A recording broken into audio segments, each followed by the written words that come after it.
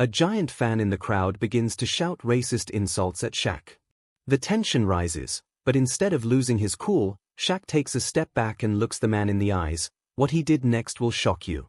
Before going deep, quickly comment from which device you are watching this video. Hey, Shaq. You're nothing but a tall freak. You're just another dumb ape. Shaq's focus was on the game, but it was hard to ignore the venom being hurled at him. The fan's voice rose above the cheers, laced with hate. You hear me, Shaq? What's the matter? Too dumb to understand me? Or maybe you just don't belong here with the real men. The words carried across the arena, slicing through the crowd as those nearby shifted uncomfortably. A few people glanced at each other, unsure of how to react, but the fan didn't stop. He thrived on the attention, on the feeling of power.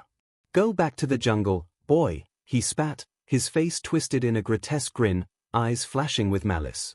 The people around him winced, some even cringing, but no one dared intervene.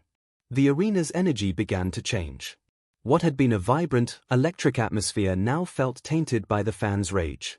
Shaq moved across the court, his face calm, but inside, everyone could sense the storm brewing. The fan leaned further over the rail, puffing out his chest as if he owned the place. What's wrong, Shaq? Too scared to say something? Ain't got nothing to say, here? Just like a coward. The whole section around him began to quiet down as his words became more vicious, more vile. He could feel the eyes on him, the crowd silently watching him spew his hate. He fed off it, feeling bolder with every slur. Bet your mama didn't even know who your daddy was, here?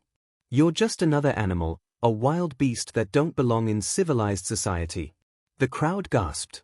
Those close enough to hear the fan recoiled in shock, but still no one moved. The arena went from loud to eerily quiet in seconds, as if someone had flipped a switch. People started turning their heads, whispers spread like wildfire. The whole stadium seemed to be holding its breath, waiting for Shaq's reaction. And Shaq heard every word. His stride slowed, his massive frame casting a shadow across the court as he turned ever so slightly toward the fan. The tension in the air was unbearable. Everyone was frozen, unsure of what would happen next. The fan, now standing fully, grinning like a man who thought he'd won, crossed his arms and shouted one more insult. Come on, boy. Show us how a monkey fights. That was it. The air in the arena felt like it had been sucked out completely. The crowd, who had been watching in a stunned silence, now looked to Shaq with wide eyes. Was this it? Was he going to retaliate? The fan stood there, smirking, certain that he had Shaq cornered. But Shaq didn't move, not yet. Instead, he slowly turned his entire body toward the fan, his eyes locking onto the man like a predator eyeing prey. The fan's grin wavered, just slightly, as Shaq's presence became impossible to ignore. Shaq's face was stone cold, unblinking, the fury in his eyes barely contained. It was the calm before the storm, and everyone in that arena knew it.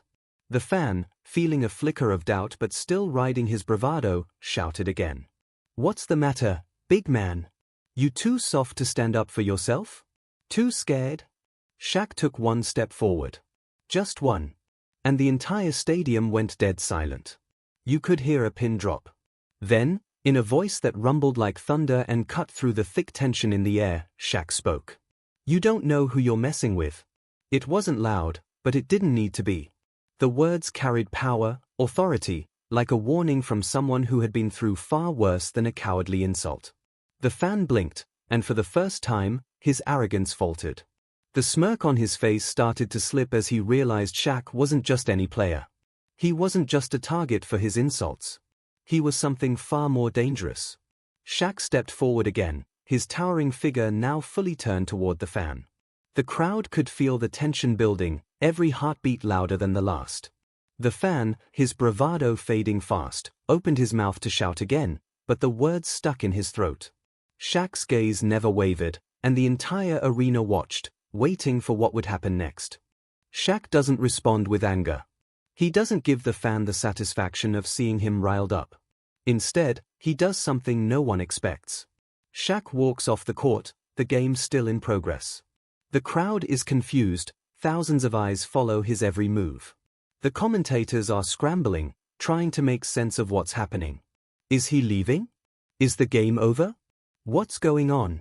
The fan stands there, smug, basking in the attention he's created, thinking Shaq's just walked away in defeat.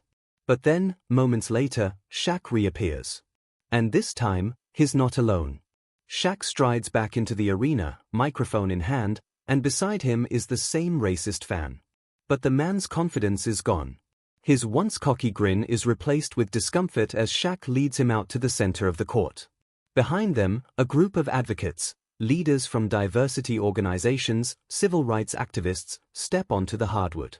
Their expressions are serious, arms crossed, standing tall as a unified front. The crowd, once confused, is now buzzing with anticipation. Whispers ripple through the stands as everyone tries to figure out what's happening. Shaq doesn't keep them waiting long. He raises the microphone to his lips, his voice booming across the silent arena. "Meet this guy," Shaq says, motioning to the now nervous fan. He's had a lot to say tonight. But it turns out, he's got a little history of his own. A past he's been trying to keep hidden. The fan's eyes widen, his posture shifting as Shaq continues to speak. The air in the arena feels heavier, the tension thickening. Shaq gestures toward the big screen, where suddenly, documents begin to flash, news articles, arrest records, images from protests long forgotten. The man's criminal past is on full display for the entire crowd to see. The room fills with gasps as the fan's history of racist actions is revealed, years of bigotry laid bare. His connection to hate groups, his arrest for a racially charged assault, all of it now exposed for the world to witness. The fan's face turns pale. The smugness is long gone, replaced with shame and panic. He looks around, desperately searching for an exit, but there's nowhere to hide. The arena, once filled with his hateful jeers, is now filled with silence and judgment. Shaq doesn't let up. He turns to the crowd, holding the microphone close as his voice drops in tone, firm but full of purpose. "This isn't about hate," he says, his words slow, deliberate. "This is about accountability. This man came here tonight to spread his poison. He thought he could get away with it. But actions have consequences. And no matter how loud you are, no matter how much you think you can hide behind a crowd, the truth will always come out." The crowd is hanging on every word. Shaq stands tall, looking out at thousands of faces, each one locked on him. We've all heard his voice tonight. Now it's time to hear something else. He hands the microphone to one of the diversity advocates, who begins to speak about the importance of education, tolerance, and standing up to hate. The message is clear: no one is above being held accountable for their actions, no matter how much they try to hide. As the advocates speak, the fan stands there, shrinking with every word. The once confident, towering figure now looks small, insignificant, a man stripped of his bravado and laid bare for the world to see. The crowd doesn't cheer. They don't boo. They watch, quiet, thoughtful, absorbing the gravity of the moment.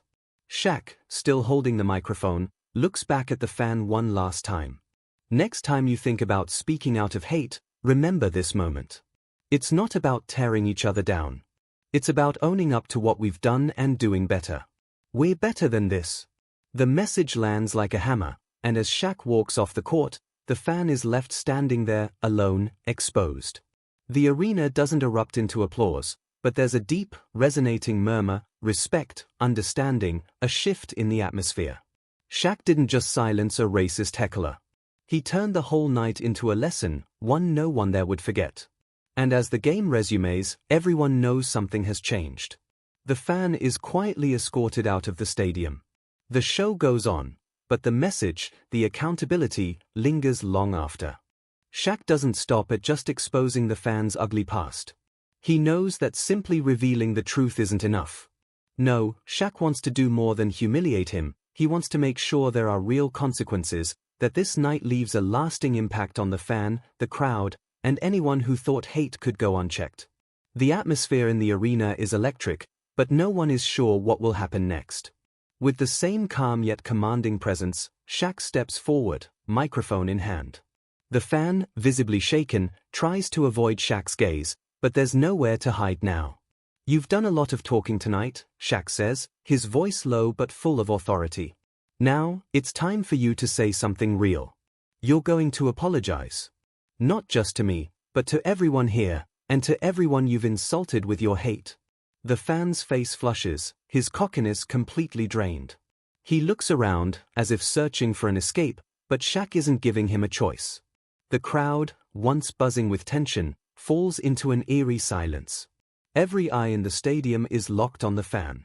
Reluctantly, and with his voice shaking, the man begins to speak. His apology is awkward, stilted, like someone who knows they've been cornered but still can't fully admit their wrongdoing. I didn't mean. I'm sorry, he stammers. His words are half-hearted, forced, but they are still heard by the thousands watching. It's clear he doesn't truly understand the weight of his actions, yet. But Shaq isn't finished. The tension in the arena shifts as Shaq steps forward again. His voice, calm but firm, echoes through the stadium. That's not enough. Words are easy, Shaq says, his eyes locked onto the fan. You think you can just throw out an apology and walk away from this? No. You're going to help fix what you've broken. The fan blinks, confused. The crowd leans in, waiting for what's coming next. Shaq continues, his words deliberate and sharp. You're going to join a community service project aimed at racial reconciliation, he says. The fan's face drops, his discomfort growing by the second. You're going to stand with the people you've disrespected, the people you've hurt with your hate, and you're going to help make things right? A murmur ripples through the crowd. They weren't expecting this. It's not just about exposing the man's past or making him apologize. Shaq is forcing him to take action, to confront the very people he's wronged. It's not just a punishment, it's a chance for redemption. The fan, stunned and humiliated, stands there, his mouth half open. He clearly didn't see this coming. The crowd watches as Shaq's words hang in the air like a final verdict. You don't get to spread hate and walk away from it, Shaq says, his voice steady and unwavering. You're going to be part of the solution, not the problem. Shaq's actions send a message that's impossible to ignore. There's no hiding from your actions. There's no excuse for hate. The fan, now standing awkwardly beside Shaq, looks smaller than ever, no longer the towering figure hurling insults from the stands. He's just a man now, faced with the consequences of his own cruelty.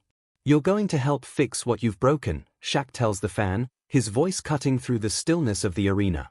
It's not just a command, it's a lesson, one that resonates far beyond the walls of the stadium. Everyone watching knows that this is more than just a confrontation. This is about accountability, about owning up to the harm you've caused, and doing the work to make things right. The fan, now utterly defeated, nods, though he still seems unsure of what he's signed up for. But there's no going back.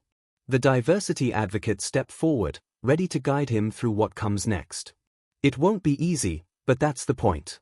Shaq has made it clear, this isn't about punishment. It's about change. Real change. The crowd, once full of tension, now seems to relax, but there's a newfound respect in the air. People nod, whispering to each other, understanding the weight of what they've just witnessed. This was no ordinary game night, this was something bigger. Shaq took the opportunity to change a life, and in doing so, he reminded everyone in that arena, and those watching from home, of the power of standing up for what's right. As Shaq walks off the court, leaving the fan in the hands of the advocates, the crowd finally erupts, not in cheers, but in a slow, rumbling applause. It's not the end of the game, but the start of something much more meaningful. The message is loud and clear. No matter who you are, no matter how big or small, accountability is key. And everyone, even the people spewing hate, can make a difference in fostering change. As the applause swells, Shaq gives one final glance toward the fan. Do the work, he says. It's never too late to be better. The fan, still reeling from everything, nods. And with that, Shaq leaves the court, having done far more than win a game. He's won something far greater, a chance to make real change.